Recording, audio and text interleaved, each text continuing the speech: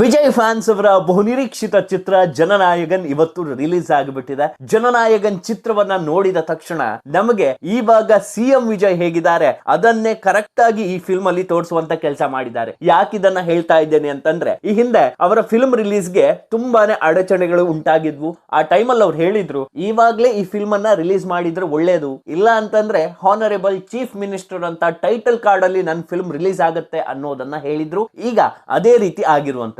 So honourable chief minister Thalapathy Vijay ಅವರ ಈ ಒಂದು ಕೊನೆಯ ಸಿನಿಮಾ ಏನಿದೆ ಇದು ನಿಜವಾಗಿಯೂ ಸೂಪರ್ ಹಿಟ್ ಆಗೇ ಆಗತ್ತೆ. ಈಗ ನಾನು ನೋಡ್ಕೊಂಡು ಬಂದ್ಮೇಲೆ ನನಗನ್ಸಿದ್ದೇನಂತಂದ್ರೆ ಇದರಲ್ಲಿ ಪ್ಯೂರ್ ಆಕ್ಷನ್ ಇದೆ, ಅದರ ಜೊತೆಗೆ ಸಿಸ್ಟಮ್ ಅಲ್ಲಿ ಆಗುವಂತ ಒಂದಿಷ್ಟು ವಿಚಾರಗಳ ಬಗ್ಗೆ ದಳಪತಿ ವಿಜಯ್ ಅವರು ಧ್ವನಿ ಎತ್ತೋ ಕೆಲಸ ಮಾಡಿದ್ದಾರೆ. ನಾನು ಹೇಳ್ತೇನೆ ಕೇಳಿ, ಈ ಫಿಲ್ಮ್ ಎಲ್ಲಾದ್ರೂ ಎಲೆಕ್ಷನ್ಗೂ ಮುಂಚೆ ರಿಲೀಸ್ ಆಗಿದ್ರೆ ದಳಪತಿ ವಿಜಯ್ ಅವರು 100% 120ರಿಂದ ಮೇಲೆ ಅಂದ್ರೆ ಸರಿಸುಮಾರು 120ರಿಂದ 130 ಸೀಟ್ಗಳನ್ನ ಒನ್ ಹ್ಯಾಂಡ್ ಅಲ್ಲೇ ಗೆಲ್ತಾ ಇದ್ರು. ಯಾಕಂತಂದ್ರೆ ಅಷ್ಟೇ ಚೆನ್ನಾಗಿ ಒಂದು ರಾಜಕಾರಣಿಗಳನ್ನ ಈ ಫಿಲ್ಮ್ ಅಲ್ಲಿ ಕ್ರಿಟಿಕ್ ಮಾಡಿದ್ದಾರೆ.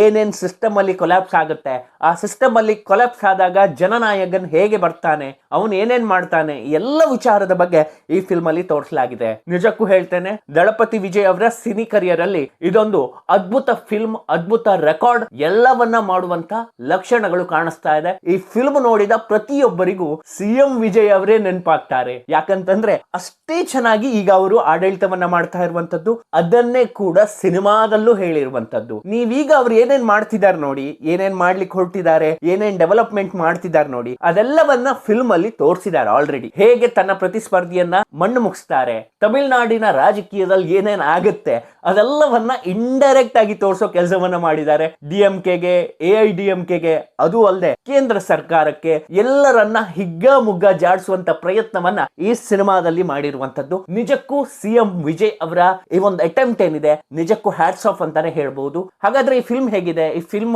ಯಾಕೆ ನೋಡ್ಬೇಕು, ಇದೆಲ್ಲ ವಿಚಾರವಾಗಿ ಇಂದಿನ ಈ ವಿಡಿಯೋದಲ್ಲಿ ನಾನು ಮಾಹಿತಿಯನ್ನು ಹಂಚಿಕೊಳ್ತೇನೆ. ನೀವಿನ್ನೂ ನಮ್ಮ ಚಾನಲ್ ಅನ್ನ ಸಬ್ಸ್ಕ್ರೈಬ್ ಆಗದಿದ್ದಲ್ಲಿ ಸಬ್ಸ್ಕ್ರೈಬ್ ಆಗಿ, ಹಾಗೆ ಬೆಲ್ ಐಕನ್ ಕ್ಲಿಕ್ ಮಾಡೋ ಮೂಲಕ ನೋಟಿಫಿಕೇಶನ್ ಅನ್ನ ಪಡೆಯಿರಿ. ಈ ಸಿನಿಮಾದಲ್ಲಿ ದಳಪತಿ ವಿಜಯ್ ಅವರು 2 ರೋಲ್ ಅನ್ನ ಪ್ಲೇ ಮಾಡ್ತಾರೆ.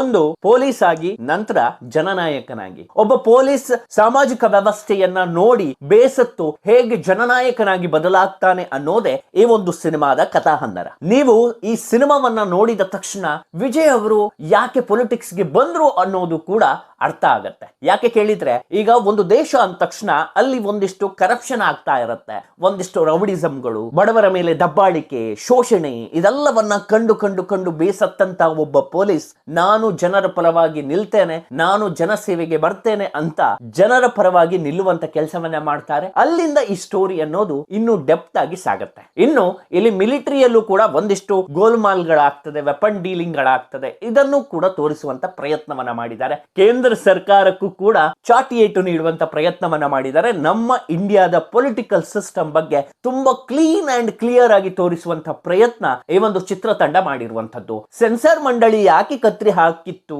ಅಥವಾ ಸೆನ್ಸಾರ್ ಮಂಡಳಿ ಯಾಕೆ ಜಾಸ್ತಿ ಸೀನ್ ಗಳನ್ನ ಕಟ್ ಮಾಡಿತ್ತು ಅನ್ನೋದನ್ನ ನೀವು ನೋಡ್ಬೇಕಂತಂದ್ರೆ ಈ ಫಿಲ್ಮ್ ಅನ್ನ ನೋಡ್ಲೇಬೇಕು. ಯಾಕಂತಂದ್ರೆ ಈ ಫಿಲ್ಮ್ ಇಲ್ಲಿ ಬರುವಂತ ಒಂದಿಷ್ಟು 4-5 ಸೀನ್ ಗಳನ್ನ ನೀವು ನೋಡಿದ್ರೆ ನಿಜಕ್ಕೂ ಅರ್ಥ ಮಾಡ್ಕೊಳ್ತೀರಿ ಹೇಗೆ ಡಿಎಂಕೆ ಮತ್ತು ಎಐಡಿಎಂಕೆಗೆ ಜನನಾಯಕನಾಗಿ ದಳಪತಿ ವಿಜಯ್ ಟಾಂಗ್ ಕೊಟ್ಟಿದ್ದಾರೆ ಅಂತ. ಸಿಸ್ಟಮ್ ಅಲ್ಲಿ ಇರುವಂತ ಪೊಲಿಟಿಷಿಯನ್ಸ್ ಗಳು ಕೆಲವೊಮ್ಮೆ ಜೋಕರ್ ಆದಾಗ ಏನಾಗತ್ತೆ, ಕೆಲವೊಮ್ಮೆ ವಿಲನ್ ಆದಾಗ ಏನಾಗತ್ತೆ, ಇವೆರಡನ್ನು ತೋರಿಸುವಂತ ಪ್ರಯತ್ನವನ್ನ ಮಾಡಿದ್ದಾರೆ. ಅದು ಅಲ್ಲದೆ ದಳಪತಿ ವಿಜಯ್ ಅವರು ತುಂಬಾನೇ ಪ್ಲಾನ್ ಮಾಡಿ ಈ ಫಿಲ್ಮ್ ಮಾಡದಂತ ಕಾಣ್ತದೆ. ಯಾಕಂತಂದ್ರೆ ಒಂದು ವೇಳೆ ಇದೆಲ್ಲಾದ್ರೂ ಈ ಫಿಲ್ಮ್ ಎಲ್ಲಾದ್ರೂ ಚುನಾವಣೆಗೂ ಮುನ್ನ ರಿಲೀಸ್ ಆಗಿದ್ರೆ ನಿಜಕ್ಕೂ ಸೂಪರ್ ಹಿಟ್ ಆಗೋದಲ್ಲದೆ ಸೀಟ್ಗಳ ವಿಚಾರದಲ್ಲೂ ತಮಿಳುನಾಡು ಎಲೆಕ್ಷನ್ ಅಲ್ಲಿ ಇಂಪ್ಯಾಕ್ಟ್ ಬೀರ್ತಾ ಇತ್ತು. ಅದಕ್ಕೆ ಡಿಎಂಕೆ ಅವರು ಇದನ್ನ ಲಾಕ್ ಮಾಡ್ಲಿಕ್ಕೆ ನೋಡಿದ್ದು, ಸೆನ್ಸಾರ್ ಮಂಡಳಿಯಿಂದ ಕತ್ತರಿ ಹಾಕ್ಲಿಕ್ಕೆ ನೋಡಿದ್ದು, ಈ ಫಿಲ್ಮ್ ಅನ್ನ ಡಿಲೇ ಮಾಡಿದ್ದು ಅದಕ್ಕೆ. ಈಗ ನೋಡಿದ್ರೆ ಡಿಲೇ ಮಾಡಿದ್ದೆ ಒಳ್ಳೇದಾಯ್ತು ಅಂತ ಕಾಣುತ್ತೆ. ಯಾಕಂತಂದ್ರೆ ಈಗ ಟೈಟಲ್ ಕಾರ್ಡ್ ಅಲ್ಲಿ ದಳಪತಿ ವಿಜಯ್ ಅಂತ ಬರಲ್ಲ, ಹಾನರೇಬಲ್ ಸಿಎಂ ದಳಪತಿ ವಿಜಯ್ ಅಂತ ಬರುತ್ತೆ. ಸೊ ನಾನ್ ಹೇಳ್ತಾ ಇರೋದು ಏನಂತಂದ್ರೆ, ದಳಪತಿ ವಿಜಯ್ ಅವರ ಈ ಅಟೆಂಪ್ಟ್ ಏನಿದೆ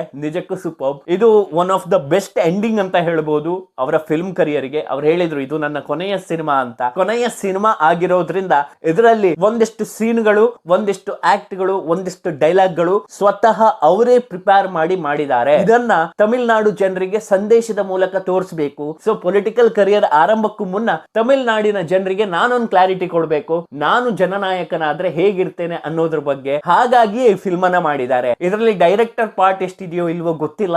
ವಿಜಯ್ ಅವರು ಒಂದಿಷ್ಟು ಸೀನ್ ಗಳನ್ನ, ಡೈಲಾಗ್ ಗಳನ್ನ ಅವರಿಗೋಸ್ಕರನೇ ಮಾಡಿ ಈ ಫಿಲ್ಮ್ ಅಲ್ಲಿ ಆಕ್ಟ್ ಮಾಡಿದ್ದಾರೆ ಅನ್ನೋದು ನಿಮಗೆ ಮೇಲ್ನೋಟಕ್ಕೆ ಕಾಣಸಿಗುತ್ತೆ. ಅದರಲ್ಲೂ ಒಂದೊಂದು ಡೈಲಾಗ್ ಬರ್ತದೆ ಮಿಡಲ್ ಅಲ್ಲಿ, ಕಂಪ್ಲೀಟ್ಲಿ ತಮಿಳುನಾಡಿನ AIDMK ಇರ್ಬೋದು, DMK ಇರ್ಬೋದು, ಅವರನ್ನೇ ರೋಸ್ಟ್ ಮಾಡಿರುವಂತದ್ದು. ಸೊ ಎಲ್ಲಿವರೆಗೂ ಇದೆ ಅಂತಂದ್ರೆ, ಎಲ್ಲಾದ್ರೂ AIDMK ಕಾರ್ಯಕರ್ತರಾಗಿ ಫಿಲ್ಮ್ ಅನ್ನ ನೋಡಿದ್ರೆ ನಿಜಕ್ಕೂ ಮುಖ ಮುಚ್ಕೊಂಡು ಬರ್ಬೇಕು, ಆ ಲೆವೆಲ್ ಕೊಟ್ಟಿದ್ದಾರೆ. ಅದರಲ್ಲೂ ವಿಜಯ್ ಅವರ ಆಕ್ಟಿಂಗ್ ಇರ್ಬೋದು, ಆ ಮಾಸ್ ಡೈಲಾಗ್ ಗಳು, ಅದ್ರ ಜೊತೆ ಅವರ ಆಕ್ಷನ್ ಎಲ್ಲವೂ ಕೂಡ ಫುಲ್ ಪ್ಯಾಕ್ ಎಂಟರ್ಟೈನ್ಮೆಂಟ್. ನನಗಂತೂ ತುಂಬಾನೇ ಖುಷಿ ಆಯ್ತು. ವಿಜಯ್ ಅವರ ಈ ಅಟೆಂಪ್ಟ್ ಏನಿದೆ ನೋಡಿ, ನಿಜಕ್ಕೂ ಹ್ಯಾಟ್ಸ್ ಆಫ್. ಯಾಕಂತಂದ್ರೆ ಈ ಫಿಲ್ಮ್ ಸಿಕ್ಕಾಪಟ್ಟೆ ದಾಖಲೆಗಳನ್ನ ಹೊಡಿ ಮಾಡೋದಂತೂ ಪಕ್ಕ. ಯಾಕಂತಂದ್ರೆ ಆಲ್ರೆಡಿ ಕ್ರೇಜ್ ಇದೆ ಈ ಫಿಲ್ಮ್ ಬಗ್ಗೆ. ಅದು ಅಲ್ಲದೆ ಜನ ಕಾಯ್ತಾ ಇದ್ರು, ಯಾವಾಗ ಬರುತ್ತೆ ಅಂತ ಕಾದು ಸೋತಿದ್ರು. ಇಲ್ಲ ಇನ್ನೀ ಫಿಲ್ಮ್ ಬರೋದಿಲ್ವೇನೋ ಅಂತೆಲ್ಲ ಅನ್ಕೊಂಡಿದ್ರು. ಯಾವಾಗ ಇವರು ಚೀಫ್ ಮಿನಿಸ್ಟರ್ ಆದ್ರೂ ಅವತ್ತಿಂದ ಜನರಿಗೆ ಒಂದು ಹೋಪ್ ಬಂತು, ಈ ಫಿಲ್ಮ್ ರಿಲೀಸ್ ಆಗುತ್ತೆ. ಅಂತೂ ವಿಜಯ್ ಅವರ ಕೊನೆಯ ಫಿಲ್ಮ್ ರಿಲೀಸ್ ಆಗುತ್ತೆ, ಅದನ್ನ ನೋಡಬಹುದು ಅನ್ನುವಂತ ಆಕಾಂಕ್ಷೆ ಈಗ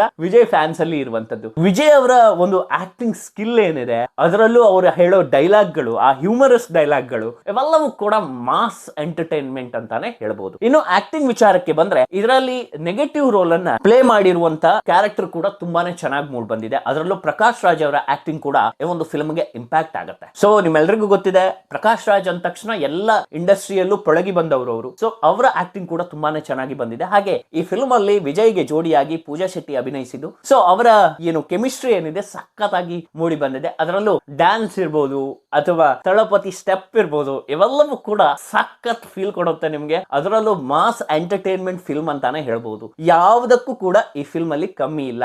ವಿಚಾರ ಇರ್ಬೋದು, ಫಿಲ್ಮ್ ಕಂಟೆಂಟ್ ವಿಚಾರ ಇರ್ಬೋದು, ಕತೆ ಇರ್ಬೋದು, ಆ ಕಥೆಯನ್ನ ಪ್ರೆಸೆಂಟ್ ಮಾಡಿರೋ ರೀತಿ ಇರ್ಬೋದು, ಎಲ್ಲವೂ ಕೂಡ ಸೂಪರ್ ಡೂಪರ್ ಹಿಟ್ ಅಂತಾನೆ ಹೇಳ್ಬೋದು. ಯಾಕಂತಂದ್ರೆ ನ್ಯೂನ್ಯತೆಗಳನ್ನು ಹುಡುಕ್ಲಿಕ್ಕೆ ಆಗಲ್ಲ, ಆ ಲೆವೆಲ್ ಫಿಲ್ಮ್ ಮಾಡಿದ್ದಾರೆ. ಅದು ಅಲ್ಲದೆ ನಾನು ಆವಾಗ್ಲೇ ಹೇಳಿದೆ, CM ವಿಜಯ್ ಅವರನ್ನ ನೋಡಿದ್ರೆ ಜನನಾಯಕನ್ ನೋಡ್ದಂಗೆ ಆ ಲೆವೆಲ್ಗೆ ಸಿಂಕ್ ಆಗೋ ರೀತಿ ಫಿಲ್ಮ್ ಅನ್ನ ಮಾಡಿದ್ದಾರೆ. ಈಗ ನೋಡಿ, ವಿಜಯ್ ಪೊಲಿಟಿಕ್ಸ್ ಗೆ ಬರೋದಕ್ಕೂ ಮುನ್ನ ಈ ಫಿಲ್ಮ್ ಅನ್ನ ಮಾಡಿರುವಂತದ್ದು. ಸೊ ಅವರು ಜನರಿಗೆ ಏನ್ ಹೇಳಬೇಕಿತ್ತು, ನಾನ್ ಪೊಲಿಟಿಷಿಯನ್ ಆದ್ರೆ, ನಾನ್ ಪೊಲಿಟಿಕ್ಸ್ ಬಂದ್ರೆ ಈ ತರ ಇರ್ತೇನೆ ಅನ್ನೋದನ್ನ ಆ ಫಿಲ್ಮ್ ಮೂಲಕ ತೋರಿಸಬೇಕಿತ್ತು. ಈಗ ಅವರು CM ಆಗಿದ್ದಾರೆ, ಏನೇನ್ ಕೆಲಸ ಮಾಡ್ತಿದ್ದಾರೆ, ಜನರ ಪರ ಹೇಗ್ ನಿಂತಿದ್ದಾರೆ, ಅದನ್ನೇ ಫಿಲ್ಮ್ ಅಲ್ಲಿ ತೋರಿಸಿದಂತಾಗಿದೆ. ಸೊ ಏನಿದೆ, ಆಫ್ಟರ್ ಬರೋದು ಬಿಫೋರ್ ಬಂದಿದ್ರೆ ಹೇಗಿರ್ತಿತ್ತು ಅಂತ ಫಿಲ್ಮ್ ಅಲ್ಲಿ ನೀವು ನೋಡಿದ್ರಿ. ಈಗ ಆಫ್ಟರ್ ಬಂದು ಆಫ್ಟರ್ ಅಲ್ಲೇ ರಿಲೀಸ್ ಆಗಿರೋದ್ರಿಂದ ಅದಕ್ಕೆ ನಿಮ್ಗೆ ಕ್ಲಾರಿಟಿ ಸಿಗುತ್ತೆ. ವಿಜಯ್ ಅವರು ಈಗ ಹೇಗೆ ವರ್ಕ್ ಮಾಡ್ತಿದ್ದಾರೆ ಅದನ್ನು ಕೂಡ ಸಿನಿಮಾದಲ್ಲಿ ಈಗಲೇ ತೋರಿಸುವಂತ ಕೆಲಸ ಮಾಡಿದ್ದಾರೆ. ಆದ್ರೆ ಈ ಫಿಲ್ಮ್ ಶೂಟ್ ಆಗಿರೋದು ಬಿಫೋರ್ ಅಷ್ಟೇ.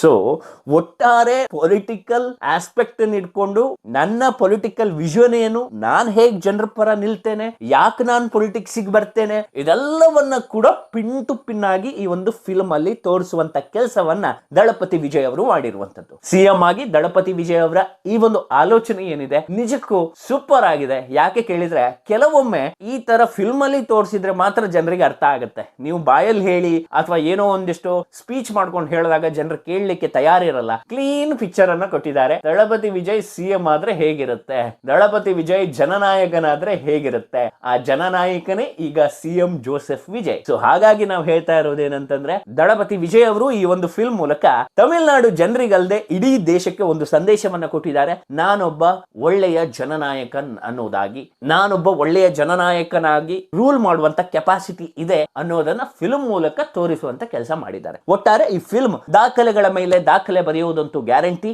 ಅದು ಅಲ್ಲದೆ ಇಡೀ ವರ್ಲ್ಡ್ ವೈಡ್ ಅಲ್ಲಿ ಒಂದಿಷ್ಟು ರೆಕಾರ್ಡ್ ಅನ್ನ ಈ ಫಿಲ್ಮ್ ಮಾಡೇ ಮಾಡುತ್ತೆ. ಯಾಕಂತಂದ್ರೆ ತಮಿಳುನಾಡಿನ ಸಿ ಜೋಸೆಫ್ ವಿಜಯ್ ಅವರ ಕ್ರೇಜ್ ಆ ಲೆವೆಲ್ ಇದೆ. ದಳಪತಿ ಅಂದ ತಕ್ಷಣ ಒಂದಿಷ್ಟು ಜನ ಸೀದಾ ಥಿಯೇಟರ್ ಗೆ ನುಗ್ತಾರೆ, ಕ್ರೇಜ್ ಆಗಿದೆ. ಸೊ ಒಟ್ಟಾರೆ ಈ ಒಂದು ಫಿಲ್ಮ್ ಈ ವರ್ಷದ ರೆಕಾರ್ಡ್ ಬ್ರೇಕಿಂಗ್ ಫಿಲ್ಮ್ ಆಗುತ್ತೆ ಇಂಡಿಯನ್ ಫಿಲ್ಮ್ ಇಂಡಸ್ಟ್ರಿಯಲ್ಲಿ. ಅದು ಅಲ್ಲದೆ ಇದೀಗ CM ಜೋಸೆಫ್ ಅವರ ಕೊನೆಯ ಚಿತ್ರ. ಈ ಫಿಲ್ಮ್ ಅನ್ನ ಫ್ಯಾನು ಗೆಲ್ಲಿಸ್ತಾರೆ, ಅದರ ಜೊತೆ ಈ ಫಿಲ್ಮಿಗೆ ಕೂಡ ಗೆಲುವನ್ನ ಕಾಣುವಂತ ತಾಕತ್ ಕೂಡ ಇದೆ. ಒಟ್ಟಾರೆ ಈ ಫಿಲ್ಮ್ ಅನ್ನ ನೀವು ನೋಡ್ಲಿಲ್ಲ ಅಂತಂದ್ರೆ ನೋಡಿ, ನಿಮ್ಮ ರಿವ್ಯೂ ಏನಂತ ಕಮೆಂಟ್ ಮಾಡಿ. ಸೊ ನಮ್ಮ ರಿವ್ಯೂ ಬಗ್ಗೆ ನಿಮ್ಮ ಅಭಿಪ್ರಾಯವನ್ನು ಕೂಡ ಕಮೆಂಟ್ ಬಾಕ್ಸ್ ನಲ್ಲಿ ತಿಳಿಸಿ.